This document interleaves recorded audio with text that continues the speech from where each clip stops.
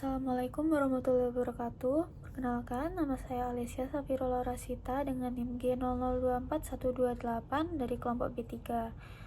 Jadi sekarang saya akan menjelaskan mengenai laporan praktikum anatomi blok 2.1. Nah, oke, baik. Ini saya mau menjelaskan mengenai laporan praktikumnya. Yang pertama itu ada mekanisme ereksi dan ejakulasi. Nah, sebelumnya mau jelasin dulu mengenai ereksi dan ejakulasi. Mereka ini beda ya. Kalau ereksi itu dia ini terjadi ketika laju peredaran darah di penis itu meningkat, sehingga si penis ini akan membengkak gitu, adanya pembengkakan ya gitu. Kemudian untuk ejakulasi sendiri, dia itu proses ketika semen atau beberapa cairan yang dihasilkan di organ tersebut itu keluar gitu. Bedanya di sana. Oke, yang pertama ini aku mau jelasin tentang ereksi. Jadi untuk ereksi, dia ini terjadi oleh sistem saraf otonom, khususnya parasimpatis.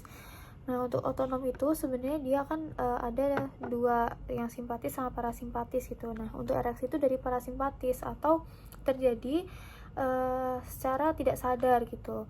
Nah, bedanya apa dengan simpatis? Kalau simpatis itu dia terjadi ketika tubuh ini menerima atau ada di bawah tekanan gitu, atau dalam stres yang tinggi.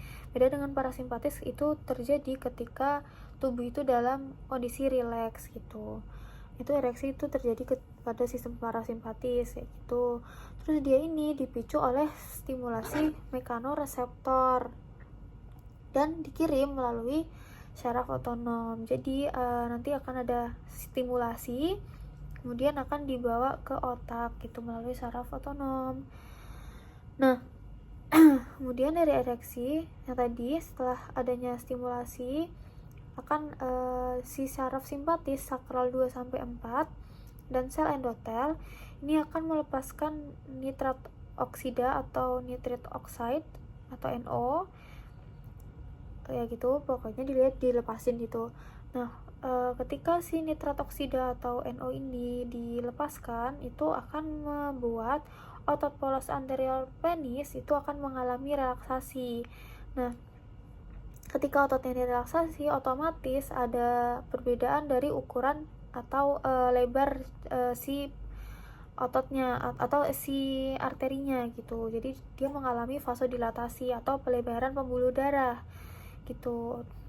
Nah, ketika si arteri ini mengalami pelebaran pembuluh darah, otomatis dia akan menekan beberapa jaringan di sekitarnya gitu kan. Salah satunya vena atau pembuluh darah balik. Nah, kalau misalnya pembuluh darah balik ini ketekan, otomatis darahnya tuh nggak bisa kembali kan, jadi akan adanya penumpukan darah di sana gitu. Makanya kenapa kalau ereksi itu biasanya cenderung dia penisnya tegang gitu kan, atau mengeras, karena itu tadi ada penumpukan darah di situ. Kemudian aku mau jelasin mengenai ejakulasi. Nah, ejakulasi ini nanti ada dua fase gitu ya. Yang pertama ada fase emisi. Dia ini fase ketika pengumpulan si cairannya itu, kemudian fase ekspulsi. Nah, fase ekspulsi ini waktu cairannya itu dikeluarkan ke eksterior, itu dari uretra. Nah, mekanismenya kayak gimana? Jadi untuk fase emisi itu terjadi yang pertama ketika impuls pada saraf simpatis T11 dan L2 ini menyebabkan kontraksi otot polos di prostat. Jadi ketika ada impuls yang datang dengan ini ya, saraf simpatis tadi kan sudah dijelaskan kalau parasimpatis itu dia ketika tidak ada tekanan. Nah, kalau misalnya maksudnya dengan ada saraf simpatis itu ketika di bawah stres, itu ketika impulsnya itu dilakukan secara sengaja. Nah, atau atas keinginan sendiri gitu. Jadi dia akan menyebabkan kontraksi otot polos di prostat. Otomatis ketika prostat ini mengalami kontraksi, cairan yang ada di dalamnya ini akan keluar gitu kan. Nah, apa aja itu? Ada cairan prostat, ada sperma, kemudian ada cairan vesicula seminalis. Nah, ketiga cairan ini mereka ini akan mengalir ke uretra. Kemudian setelah itu baru lanjut ke fase ekspulsi. fase ekspulsi itu gimana? Jadi ketika uretra ini terisi oleh cairan-cairan tadi, ini akan memicu sistem saraf somatik S2 sampai S4 untuk mengaktifkan otot rangka di pangkal penis. Jadi tubuh tuh punya reaksi gimana caranya biar si cairan-cairan ini atau si semen ini bisa keluar dari si uretranya itu. Makanya dia mengaktifkan otot rangka kayak musculus bulbus spongiostis dan musculus ischiocavernosus yang akan berkontraksi sehingga akan memaksa si semen itu keluar dari uretra ke eksterior gitu. Nah, oke, jadi untuk yang kedua ini ada laporan mengenai organa genitalia feminina yang eksterna. Jadi ini aku mau menjelaskan tentang anatominya ya. Nah, untuk organa genitalia feminina eksterna atau OGF eksterna itu nanti ada beberapa bagian. Ini di sini ada gambarnya. Yang pertama ada mons pubis, lalu yang kedua mons pubis, lalu yang kedua ada klitoris, terus ada vestibulum, terus ada labia mayor, lalu ada labia minor, terus nanti ada hymen juga. Nah, yang pertama ada mons pubis. Jadi mons pubis itu dia ini terletak di atas simfisis pubis ya. Terus di sini. Nah, dia ini terdiri dari jaringan lemak. Kemudian yang kedua itu ada klitoris. Klitoris di sini. Nah, klitoris ini dia ini homolog dengan penis pada pria. Terus dia ini juga merupakan organ yang sangat seksual pada perempuan gitu. Dia berhomolog dengan penis pada pria kan sama gitu. Kemudian yang ketiga itu ada labia mayor, labia mayora. Ini yang ada di bagian luar sini. Nah, untuk labia mayora dia homolognya itu dengan skrotum pada pria. Terus dia ini merupakan lipatan jaringan berdaging yang memanjang ke arah bawah dari mons pubis dan mengelilingi lubang vagina dan uretra. Kemudian yang keempat ada labia minora. Nah, labia minora ini yang di sebelah ini, di dalamnya labia mayora. Untuk labia minora, dia itu merupakan lipatan kulit yang berpigmen, tidak berbulu, tidak mengandung lemak, tapi kaya akan ujung syaraf dan reseptor sensorik. Nah, labia minora ini terletak di bagian medial labia mayora dan berdekatan dengan vestibulum gitu. Dia juga yang nantinya melapisi si vestibulum juga. Nah, ini yang selanjutnya ada vestibulum itu sendiri. Nah, ini vestibulum di sini. Vestibulum itu isinya lubang menuju uretra dan lubang vagina. Nah, batas pulva vestibula terbentuk dari tepi labia minora. Lalu yang keenam ada glandula vestibula mayor. Di sini. Ini. Nah, untuk glandula vestibula mayor, dia ini homolognya dengan kelenjar bulbouretral pada pria. Nah, dua kelenjar seukuran kacang ini yang terletak sedikit di lateral dan posterior dari lubang vagina. Fungsi dari glandula vestibula mayor ini untuk mengeluarkan zat seperti lendir ke dalam vagina dan di dalam batas labia minora. Nah, kemudian yang ketujuh ada hymen atau selaput darah. Untuk dia terbentuk dari fragmen jaringan yang tersisa dari perkembangan janin. Nah, untuk hymen sendiri sebenarnya ini ada banyak ya. Tapi normalnya itu hymen itu bentuknya anular hymen yang ini. Gitu. Kemudian ada juga ini yang bentuk hymen yang sudah robek gitu. Terus ada juga kondisi patologis yang dia ini hymennya tidak memiliki lubang atau tertutup secara sempurna, namanya imperforate hymen gitu. Lah, ini yang lainnya ada microperforate, dia punya lubang tapi cenderung lebih kecil. Terus yang cribriform hymen ini dia yang kayak saringan gitu, dan lain-lain sebagainya. Ini ada dentikular dan sebagainya. Kemudian untuk vaskularisasi dan inervasi, yang pertama ada arterinya. Nah, untuk si OGF eksterna ini itu arterinya ada dua. Yang pertama ada arteri pudenda interna. Ini dia merupakan cabang dari arteri iliaca interna sebagai suplai utama di organ eksterna. Kemudian ada arteri pudenda eksterna superficial. Nah, dia ini cabang dari arteri femoralis. Nah, untuk arteri pudenda eksterna superficial, dia nanti juga akan memvaskularisasi si labia mayora. Kemudian untuk venanya juga sama, ada vena pudenda eksterna dan vena pudenda interna. Untuk vena pudenda eksterna, dia mengalir ke vena sapena magna dan kembali ke vena femoralis. Kemudian untuk vena pudenda interna, dia mengalir ke vena iliaca interna. Kemudian untuk drainase limfatiknya, dia ada nodi lymphoideae inguinales di bagian vulva.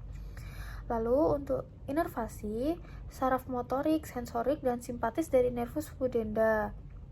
Kemudian saraf pudenda ini akan bercabang menjadi 3 cabang utama. Ada saraf dorsal untuk klitoris, saraf perineal untuk genitalia eksterna, dan ada saraf rektal inferior.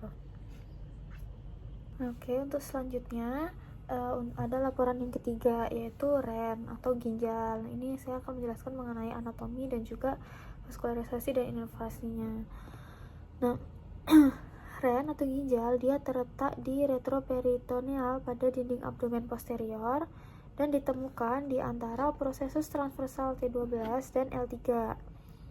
Terus di bagian atas ginjal ini dipisahkan oleh fascia renalis yang ada di atas ini, yaitu fascia renalis. Kemudian masing-masing itu terdapat kelenjar suprarenal. Glandular suprarenalis yang ini kanan kiri ada semua, atau bisa disebut dengan kelenjar adrenal gitu. Terus ginjal dia ini tertutupi oleh kapsul 2 lapis dan dikelilingi oleh ini ya kapsul adiposa.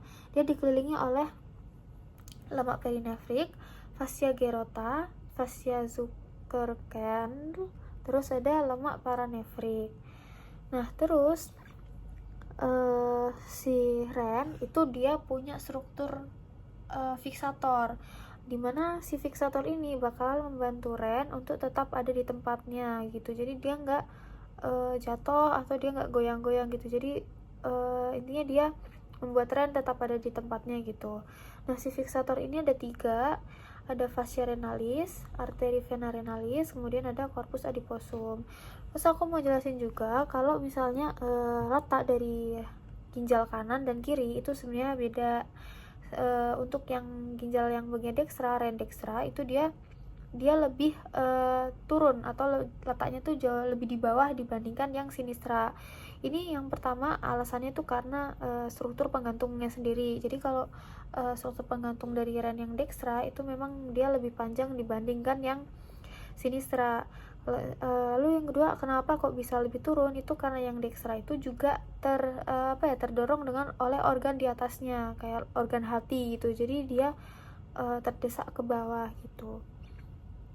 Makanya yang dekstra lebih turun.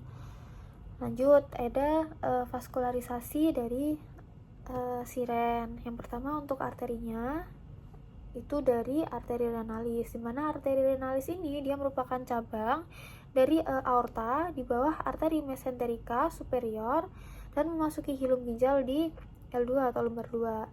Terus kedua arteri renalis ini terbagi dekat hilum renalis yang mengeluarkan 5 arteri segmental. Ada arteri segmental posterior yang mensuplai segmen posterior ginjal, terus ada arteri segmental yang mensuplai segmen posterior ginjal, terus ada arteri segmental superior, arteri segmental anterosuperior, arteri segmental anteroinferior, dan arteri segmental inferior. Terus untuk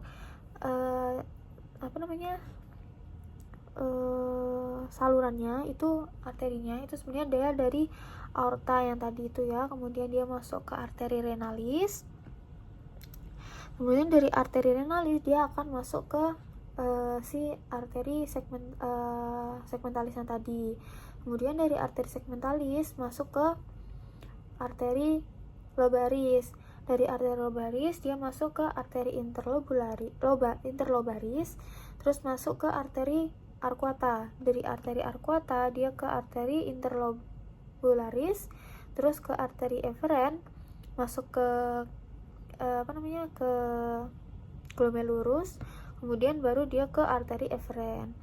Nah, selanjutnya ada vena dari ginjal. Nah, vena dari ginjal itu juga sama, dia dari vena renalis, yang mana vena renalis ini dia akan bermuara ke vena cava inferior pada kedua sisinya. Nah, vena renalis kiri ini menerima darah dari 3 sumber. Sedangkan pada sisi kanan, itu ada vena suprarenalis sinistra, kemudian ada ini vena cava inferior, ini ada vena suprarenalis sinistra, vena testicularis sinistra, vena perinica inferior sinistra, itu akan langsung menuju ke vena cava inferior.